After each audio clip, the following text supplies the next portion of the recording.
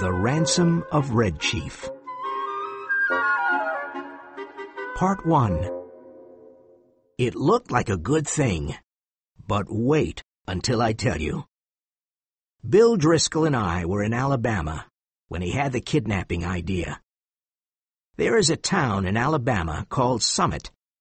The inhabitants of the town were very normal people.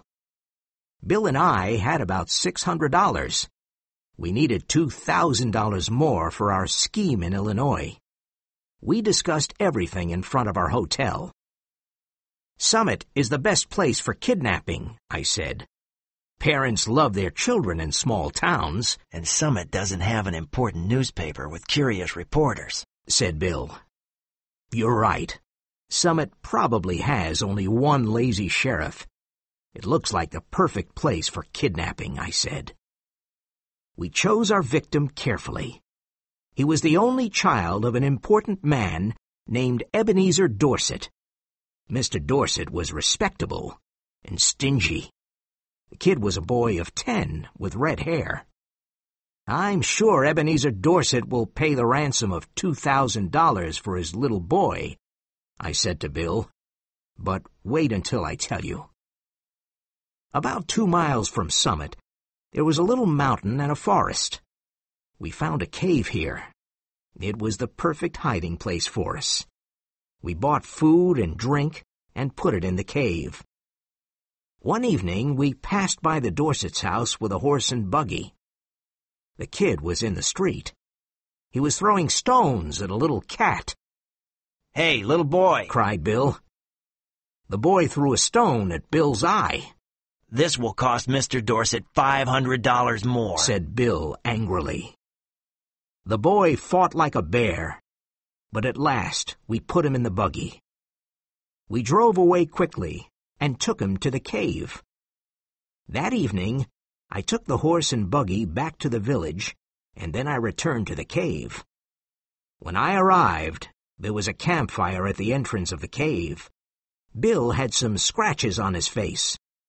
The boy had 2 big feathers in his red hair and said, "Ha! This is the camp of Red Chief, the great Indian warrior." "He's all right now," said Bill. He was examining some scratches on his legs. "We're playing Indians. I'm a hunter called Old Hank, and I'm Red Chief's prisoner. He's going to scalp me early tomorrow morning." The boy was having a lot of fun. He forgot he was our prisoner because he loved camping out in the cave. He looked at me and said, "Your name is now Snake Eye. You're a spy. When the Indians return, they will cook you on the fire." We had dinner, and the kid ate a lot and talked a lot. "I like this place. I never camped out before. I hate school. Are there any real Indians in the forest? I want some more food. What makes your nose so red, Hank?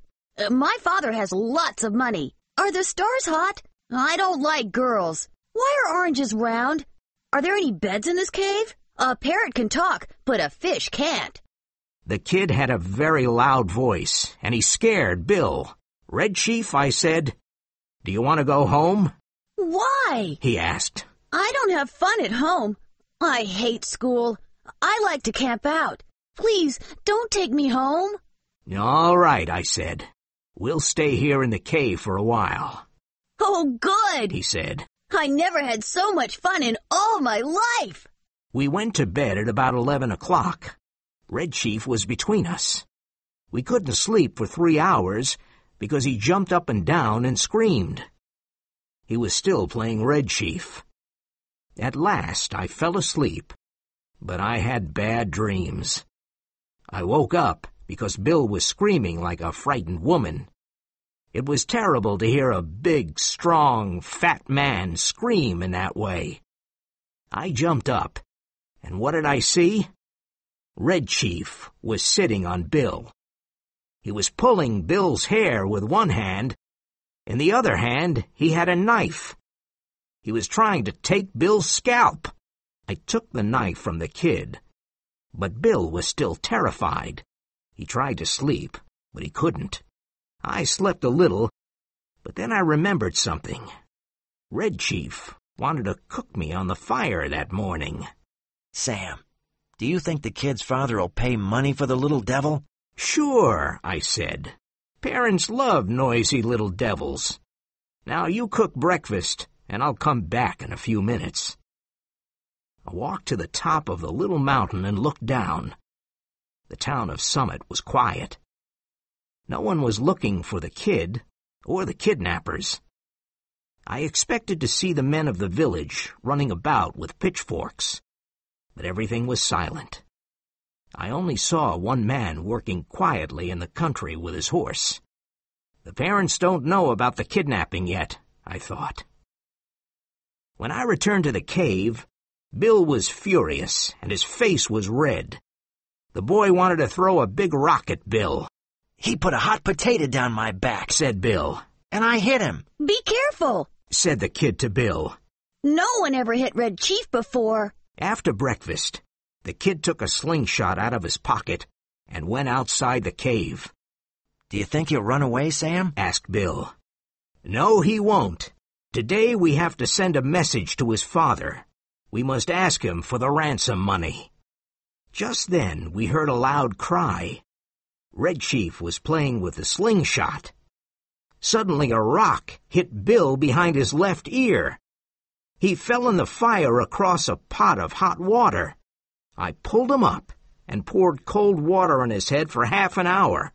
When Bill could finally speak, he said, Don't go away and leave me alone with the kid, please.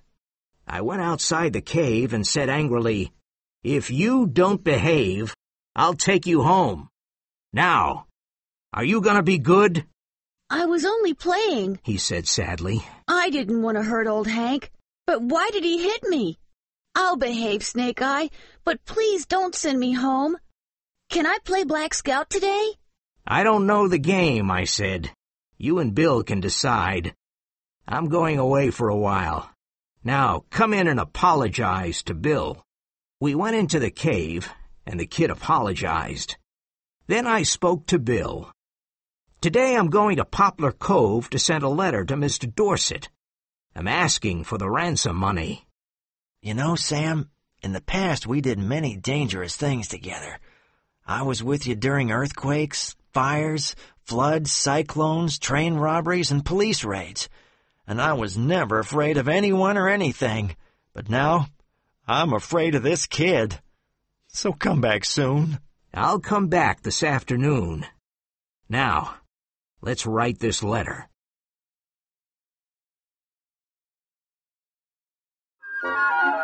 Part 2. Bill and I started writing the letter. Red Chief played outside the cave. Let's ask Mr. Dorset for $1,500 instead of $2,000. I don't think anyone will pay $2,000 for that terrible kid, Bill said. This is the letter we prepared. Dear Mr. Dorset, we have your son. He is far from Summit. Don't try to find him. We want $1,500, and we will return your son to you. Send a messenger with your answer tonight at 8:30 p.m. Tell the messenger to come to Poplar Cove. At Poplar Cove, near the old bridge, there is a big tree with a small wooden box under it. The messenger must put your answer in that box. This is the same tree and the same box where you will put the ransom money at midnight. Do you want to see your son again? Then pay the money, and you will see him soon. 2 desperate men. I put the letter in my pocket. The kid looked at me and said, Snake Eye, I want to play Black Scout. You can play Black Scout now. Bill will play with you. What's the game like? I'm the Black Scout. I have to ride to the fort to help the pioneers, said the kid. All right, I said. I think Bill will play with you. What must I do? Asked Bill. You're the horse, said the Black Scout. Get down on your hands and knees. I must ride to the fort. Bill got down on his hands and knees. He was scared. How far is it to the fort? He asked. 90 miles, said the Black Scout. and you must gallop fast because the pioneers are in danger. The Black Scout jumped on Bill's back and started kicking him. Please, Sam, come back soon. Bill said. Listen, kid, don't kick me or I'll... I went to Poplar Cove and talked to some people at the post office. One man said, Old Mr. Ebenezer Dorset of Summit is upset because he can't find his son. The boy's probably lost or kidnapped. That was all I wanted to know. I mailed my letter and asked, when is the mailman taking the mail to Summit? In an hour, said a man at the post office. When I returned to the cave, there was no one.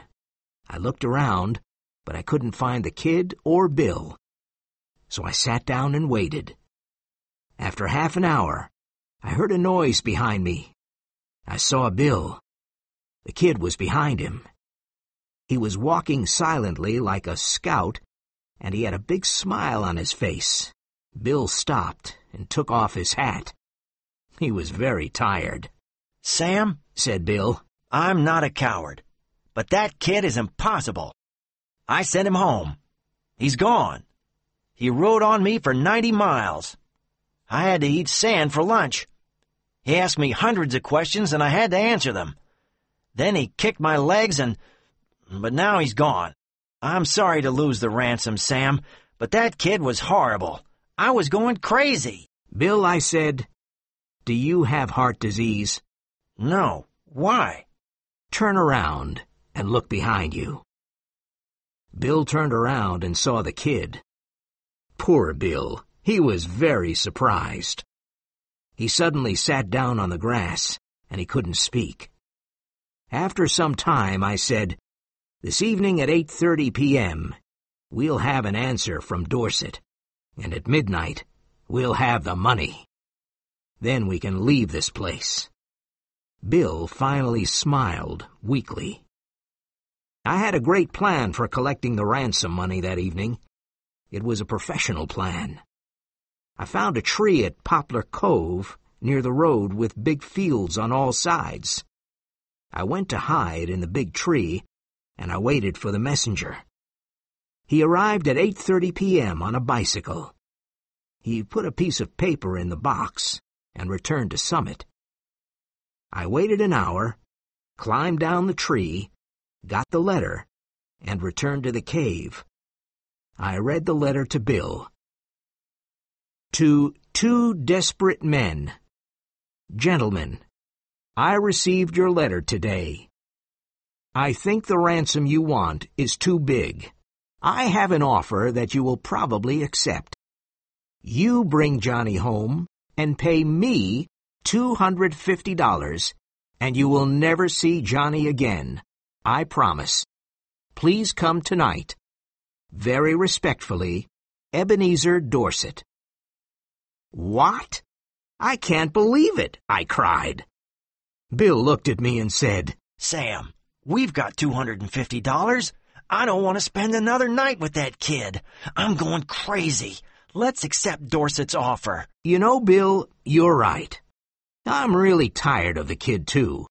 We'll take him home, pay the ransom, and leave this place. We decided to take the kid home that night. Listen, kid, I said.